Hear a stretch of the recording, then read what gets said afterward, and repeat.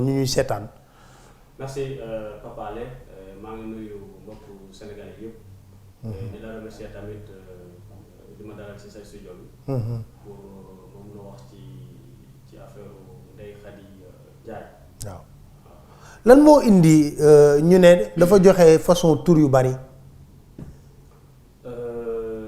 ci loolu Papa Alé. waaw du ma ci répondre parce que dafa am li nga xamante ne moo motiver sama déplacement. absolument loolu lu ndaw la. lu ndaw la nga xamante ne am na démb ci section de recherche. lan moo xew démb.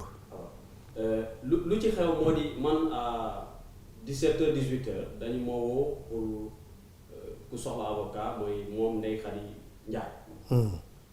dama doon dem Sa Thiès ma retourné sur Dakar pour ma dem assister ko à la section de recherche.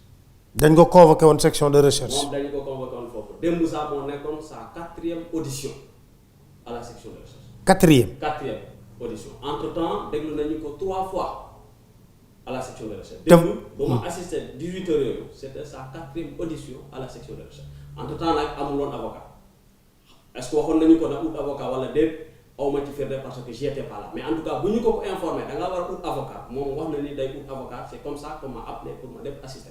alors bu ma demee fekk naa ko ci muy jooy presque ma laaj ko loo doon jooy mu expliqué ma nag que moom dafa accouché le 31 décembre 2019 par césarienne. alors bu mu accouché par césarienne xale bi elle est née prématurément donc 7 mois après grossesse bi la xale bi da judd.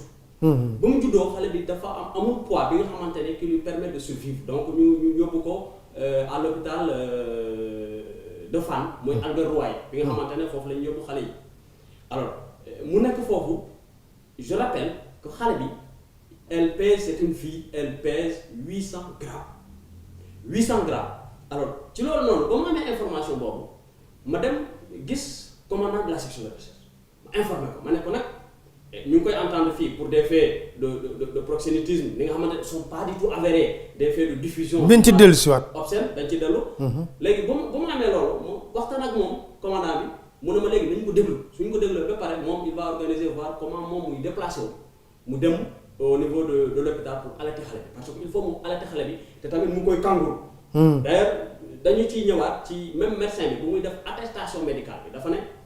moom ñu ngi koy admettre foofu en hospitalisation l'enfant et sa maman sont hospitalisés à l'unité de mère kangourou quand su ñu la waxee mère kangourou mooy ñi nga xamante ne doom bi dafa soxla chaleur yaayam parce que elle est née prématurément léegi bu ñu amee information boobu ñun ñu déplacé mu ànd ak avec le capitaine de la gendarmerie avec qui le commandant a demandé d'accompagner Ndeye Khady Ndiaye bu ñu demee foofu mu allaité ko noonu ñu am attestation bi léegi ñoom ñu envoyé attestation bi ak moom le commandant mu jot attestation bi mais ci diggante boobu dafa am lu xew ba ma ko waxee man woo naa Seydou Bassirou Gueye le procureur de la République pour mu informer ko le cas alors jëlul au téléphone mu ne ma naa ko envoyé SMS mu envoyé ko SMS préciser ko conditions yi nga xamante ne aujourd'hui la vie de la petite fille est en danger si elle n'est pas avec sa maman parce que elle a besoin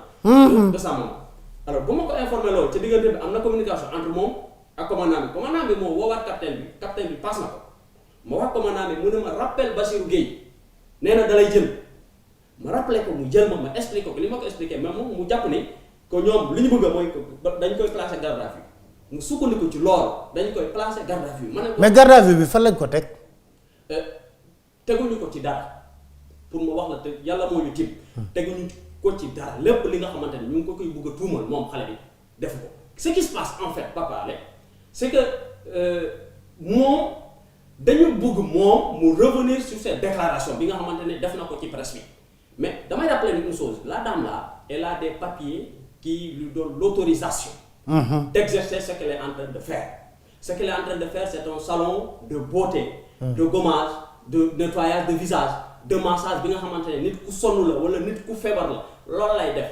amul ay proxénétisme. am na kayit yu wóor. am na kayit yu wóor ci li nga xamante ne loolu lay def te jox na kayit bi capitaine de la gendarmerie bi nga xamante ne mu ngi koy tey. comprendre nga léegi comme que am nañ ci discussion boobu te am naa document bi ñoom envoyé nañ ko loolu ñu bëgg a yóbbu dame bi nee na mënul dem sans xale bi parce qu'elle ne peut pas laisser là-bas cet enfant-là. Alors, comme on informe le commandant de la recherche, nous avons un autre gendarme. Nous n'avons que 3 gendarmes. À l'hôpital, nous sommes entre 23h et 23h55. Tu goûtes. Dem. Tu goûtes à l'hôpital. Parce que moi, j'ai quitté là-bas à minuit pour revenir chez moi. Donc, tu dis que tu nous forcer moi j'ai fait des observations. Bon, j'ai fait observation, j'ai attiré leur attention. Mon commandant ainsi que le procureur Bassirou Gueye seront responsables, quoi qu'il en soit, qui arrivera à l'enfant. Les plus grands arrivé à Khalabi, ils sont totalement responsables. Absolument. Parce que le médecin a clairement dit que l'enfant est en hospitalisation avec sa maman, en unité de mère kangourou. Et l'enfant, il est né prématurément. Wow. Deuxième chose, en charge qui nécessite une garde à vie, je me suis dit que ça ne peut pas continuer. Parce que mon papa, absolument. Mais aujourd'hui, je suis en face d'une situation, je ne peux pas rester insensible par rapport à cela. C'est la maman qui m'a engagé. Mais aujourd'hui, ma protection va au-delà de la maman. Parce qu'évidemment, il faut également que nous protéger Khalibi. Parce que ce qu'ils sont en train de faire, aujourd'hui, que ce soit lui, le commandant de la section de recherche, que ce soit Bassirou Gueye, le procureur de la République, est inhumain. Est inhumain. La société n'a pas besoin de ça. Ils sont des pères de famille comme nous. Mais nous avons ndaw si déclaration yi mu waxone mu delu ci wat pour moi finir c'est en fait dafa am li nga xamantene day am 2 types de violence. Dafa am la violence physique. Aujourd'hui, et nous remercions également les organisations des droits de l'homme qui se sont battues pour qu'aujourd'hui violence physique mu baña am, même si fait qu'internet des fois on a des cas où on entend de la violence physique qui a été commise. Mais dafa am benen violence bi nga xamantene dañ koy exercer moy la violence morale psychologique. Parce que xam nañu ni nous sommes samedi. Nga japp ndey ji samedi. Nga tay ko samedi, dimanche ba lundi, gisul xalé bi té xalé bi est né prématurément, ça peut la pousser à vous changer par rapport à ces déclarations. Mais nous avons une dame d'une probité extraordinaire. Parce que dame bi lu mu am dafa né même fakkante dañ koy wél ñu rendi ko lu mu wax du ci changer ñota, du ci changer absolument rien du tout. Alors ñom dégg nañu ko. Manam accusation yi nga xamantene papa wo nañu ko ci digënté bi. Man bama nekké fofu di ko proposer ay so changer version dama lay jox 15 millions. Comprends pas? Nga né non attends. Mais changer version, je te donne 15 millions. Vous me comprendre bu baax ba. Des numéros étrangers par WhatsApp, des numéros étrangers par WhatsApp. Après man ma ko proposer xaliss. Lola la wax. Man ma obligé mané ko tous les numéros étrangers bi nga xamantene xamoko ku lay wowati légui bu ko jël. Arrête de prendre qui que ce soit. Donc man ma ko wax lolu. Mais li nga xamantene il est en train de se passer depuis demain par rapport à cette dame là. Ça doit nous permettre à nous tous, tout Sénégal, de se lever et au moins de soutenir la dame par rapport à ce qui est en train de se passer. Parce que l'unique tout il n'y a absolument rien du tout par rapport à ça. Nous savons que les gens qui savent que on nañu ko ay des photos yi nga xamantene xamul sax fu mu joggé won nañu ko ay des sites ki nga xamantene ça ne lui appartient pas du tout mom ay page Facebook la yor te page Facebook elle a permis à la gendarmerie d'y avoir accès parce que elle n'y casse absolument rien du tout. Donc lolu mo ci am lolu mo ci xew par rapport à ce qui s'est passé hier. Légui ñom proxénétisme bi ñuy wax bobu nak lan moko fa indi? Bon lu ko ci indi peut-être out di colmater quoi xam nga colmatage out luñ ko takal quoi out li nga xamantene ça permet ñu takal diw ñu takal ay proxénétisme ay diffusion d'images obscènes li nga xamantene amul mais ndaw si mom dafa né version bu mu wax né ci Ousmane Sonko du ko changer du ko changer et deuxième chose c'est que elle de ce qu'elle m'a rapporté même et qui a été même consigné lors de la déclaration de la plaignante c'est quoi c'est que mom ci plaignante bi ci bopam néna né mom mënuloon xamné ce qui se passe parce que ko xamone mom da ko do dakk. Donc si la plaignante elle-même elle le dit devant les autorités devant les enquêteurs mais qu'est-ce qui nécessite à ce qu'aujourd'hui on la poursuit et ñu koy violenter même à l'hôpital hein, parce que le fait de monter et de descendre pas parler de ce qui s'est passé hier c'est extrêmement grave c'est que l'enfant à 23h55 il faisait extrêmement froid. Ouais. Pour hier. Absolument. Quand j'étais dehors, l'enfant a besoin de salaire. on a fait sortir la dame des locaux de l'hôpital 3 à 4 fois ci diggante bi di ko génne di ko dugalal parce que elle ne voulait plus séparer de son enfant. Et deuxième chose, comme que ñoom xam nañu ni je suis là-bas, violence bu ñu commencé di def, ils ont arrêté de le faire. Il faut que le commandant arrête ce qu'il est en train de faire. Il faut qu'également le procureur de la République arrête ce qu'ils sont en train de faire. C'est pas comme ça. Ce pays ne peut pas fonctionner comme ça. On peut pas, parce que également, parler, je rappelle une chose. La Constitution du Sénégal, en son article 7, prévoit clairement que la personne humaine, elle est sacrée. Elle est inviolable. Pas parler, la femme li nga xamantene da ko prévoir mu yëgu ci moy tout individu a droit à la vie. La maman elle-même qui a subi une césarienne le 31 décembre passé. Son enfant né prématurément ki nga xamantene dañ ko juddo té matagul. Ñooñu koku dafa soxla dund. Mais ñoom seen dund bi ñoom fu ñu ko dafa mel ni ça ne compte pas pour ñoom. Mais ñoom est-ce que li ñuy def lii yëpp c'est pas pour la contraindre pour me changer avis. Loolu moom je confirme que loolu moom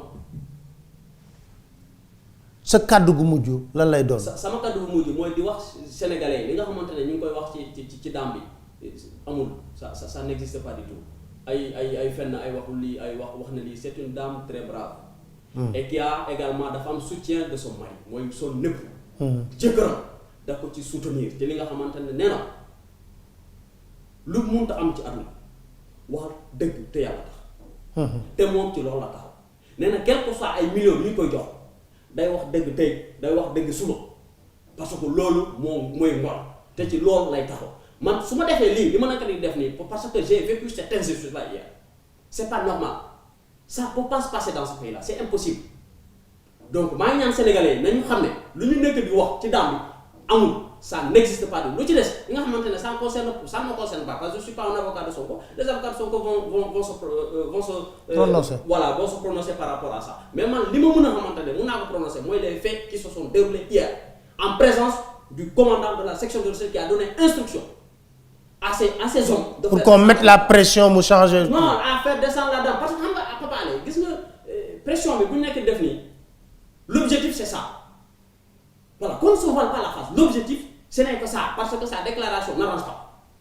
Donc, on va la faire changer par rapport à ça. On est en train de colmater des infractions gauche à droite pour parler de proxénétisme, à diffusion d'images obscènes. Nous avons ça, qui preuve que nous avons parce que dès le moment j'ai assisté à son audition. Très bien.